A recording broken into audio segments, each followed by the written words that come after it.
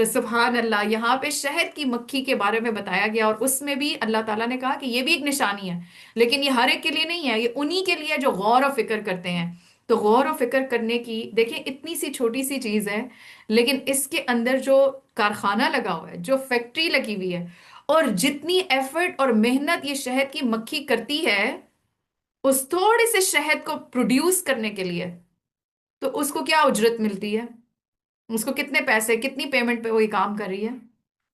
لیکن اس کو اچھا یہاں پہ خاص طور پہ یہ بھی پتہ چلتا ہے کہ شہد میں شفا ہے، شفاء للناس، ٹھیک ہے؟ تو یہ بھی، اس پہ بھی ہمیں یقین ہونا چاہیے، کیونکہ قرآن میں اس کا ذکر آ گیا اور احادیث سے بھی ہمیں یہ بات پتہ چلتی ہے کہ شہد میں شفا ہے۔ تو شہد کی مکھی کے بارے میں یہ آتا ہے کہ 1 پاؤنڈ شہد بنانے کے لیے شہد کی مکھی 55,000 مائلز اڑتی ہے۔ کتنی محنتی اور ہارڈ ورکنگ ہے نا۔ پھر ایک اور فیکٹ اس کے بارے میں یہ ہے کہ مکھی اپنے وزن جتنا بوجھ اٹھا سکتی ہے۔ اچھا اب ہمیں لگے گا اس میں کون سے کمال کی بات ہے؟ اب آپ ایسے کریں کہ اپنے ویٹ کا جائزہ لیں، آپ کا ویٹ جتنا بھی ہے، اور آپ یہ سوچیں کہ آپ میکسیمم کتنا ویٹ اٹھا سکتے ہیں۔ اور جیسے اگر میں اپنا کہوں، جب میں کل یہ تیاری کری تھی تو میں سوچ رہی تھی میں کتنا ویٹ اٹھا سکتی ہوں، تو 20 kg کا جو بیگ ہے نا، جب ہم لوگ جا رہے ہوتے ہیں، ٹریولنگ کر رہے ہوتے ہیں، تو وہ ویٹ کر کے دیکھتے ہیں نا، تو وہ 20 سے اوپر جب ٹاپتا ہے نا،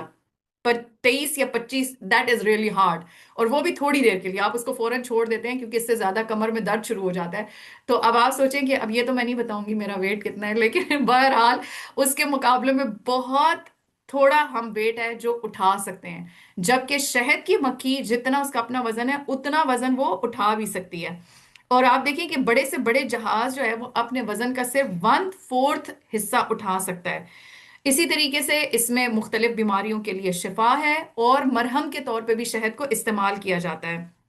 اور یہ حدیث سے بھی ہمیں بات پتہ چلتی ہے کہ آپ صلی اللہ علیہ وآلہ وسلم نے فرمایا 3 چیزوں میں شفا ہے: حجامہ کروانا، شہد پینے میں، اور آگ سے داغنے میں، مگر میں اپنی امت کو آگ سے داغنے سے منع کرتا ہوں۔ یعنی بہرحال اس میں شفا ہے، لیکن آپ صلی اللہ علیہ وسلم نے اس طریقے سے منع فرما دیا۔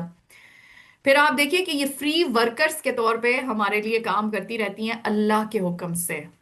ٹھیک ہے؟ اور اس فیکٹری سے خوب خوب فائدہ پہنچاتی ہیں۔ آپ صلی اللہ علیہ وآلہ وسلم نے فرمایا مومن کی مثال شہد کی مکھی کی طرح ہے، جو پاکیزہ چیز کھاتی ہے پاکیزہ ہی چیز خارج کرتی ہے، اور جس پھول پتے پر بیٹھتی ہے نہ وہ ٹوٹتا ہے نہ وہ خراب ہوتا ہے۔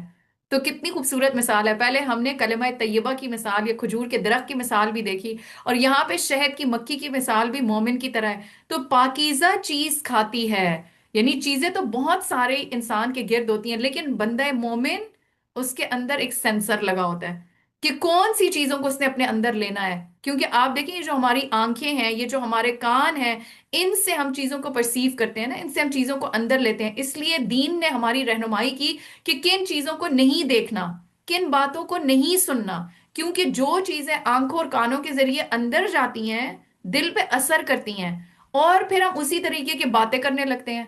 اور پھر ہمارے اعمال بھی اسی طرف ہوتے ہیں، اور پھر ہمارا انجام بھی اسی طرف ہوتا ہے۔ تو یہ آپ دیکھیں، ایک ہے گند کی مکھی اور ایک ہے شہد کی مکھی۔ اب گند کی مکھی کا کیا کام ہوتا ہے کہ وہ جہاں پہ ہر صاف چیز کو چھوڑ کے اس نے گند کے اوپر ہی جا کے بیٹھنا ہوتا ہے، اور وہاں سے وہ گند ہی اٹھاتی ہے، اور پھر جہاں پہ اس کے بعد بیٹھتی ہے ادھر گند ہی پھینک جاتی ہے، ٹھیک ہے؟ تو ہم اپنے آپ کو سوچیں کہ ہم جہاں پہ ہوتے ہیں ہم کتنی خیر وہاں سے اٹھاتے ہیں نا۔ بعض دفعہ ایک جگہ پہ جاتے ہیں اور لوگوں نے اتنی خیر کے کام کیے ہوتے ہیں، اور ہم اس خیر میں سے ایک وہ جو نیگیٹو چیز یا ایک کیڑا میں نظر آتا ہے نا، ہم ساری اچھائیوں سے آنکھیں بند کر کے وہ ایک خرابی کا جگہ جگہ پہ ذکر کر رہے ہوتے ہیں۔ تو یہ مثال پھر شہد کی مکھی کی تو نہ ہوئی نا، یہ تو مثال اسی گند کی مکھی کی ہے کہ آپ خیر کی جگہ سے بھی جا کے گند ہی اٹھا رہے ہیں، اور پھر اسی گند کو پھر ہر جگہ پہ پھر نشر بھی کر رہے ہیں۔ جبکہ شہد کی مکھی پاکیزہ چیز لیتی ہے، اچھی چیزیں سننا، اچھی چیزیں دیکھنا، پھر اچھی چیز خارج کرتی ہے، یعنی اس سے بھی لوگوں کو نفع پہنچ رہا ہوتا ہے، اور پھر اس کے بعد جس پھول پتے پر بیٹھتی ہے نہ وہ ٹوٹتا ہے نہ وہ خراب ہوتا ہے، یعنی جو بھی چیز اس کے استعمال میں ہو، انڈر یوز ہو، پھر وہ اس کو خراب نہیں کرتی، اس کو بگاڑتی نہیں ہے۔ ہمارا آج کل کیا حال ہے، جس چیز کے پاس سے بھی ہم گزریں، جب تک اس میں کوئی خرابی نہ پیدا کر لیں تو ہمیں چین نہیں آ رہا ہوتا۔ تو مومن کی مثال شہد کی مکھی کی طرح ہے کہ وہ کتنی ہارڈ ورکنگ ہے، کتنی محنت کرنے والی ہے، اللہ کے حکم سے لوگوں کو فائدہ دینے والی ہے۔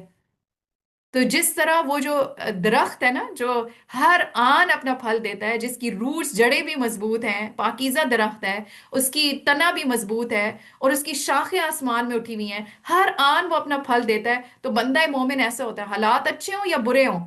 جب اس کی روٹس میں اللہ کی رضا اور تقوی جیسی چیز ہو تو اس کا تنا مضبوط ہوتا ہے، پھر وہ حالات سے دائیں بائیں نہیں ہوتا، وہ پھر لوگوں کے رویوں سے دائیں بائیں نہیں ہوتا، وہ ہر آن ہر ایک کو پھل دیتا چلا جاتا ہے۔ اور یہاں پہ شہد کی مکھی کی طرح کہ مومن کیا ہوتا ہے کہ ہر جگہ سے خیر سمیٹتا ہے، جہاں سے بھی اس کو ملے خیر ہی کی باتیں اس کو اٹریکٹ کر رہی ہوتی ہیں، انہی کی طرف وہ اٹریکٹ ہوتا ہے، انہی سے وہ سیکھتا ہے، اور پھر وہ ہر جگہ لوگوں میں خیر بانٹتا چلا جاتا ہے، اور خوب خوب اس معاملے میں ہارڈ ورکنگ، اور پھر ساتھ ہی ساتھ کیا کہ گڈ چوائسز کا ہونا۔ تو اللہ سبحانہ و تعالیٰ فرماتے ہیں اس میں نشانی ہے ان لوگوں کے لیے جو غور و فکر کرتے ہیں۔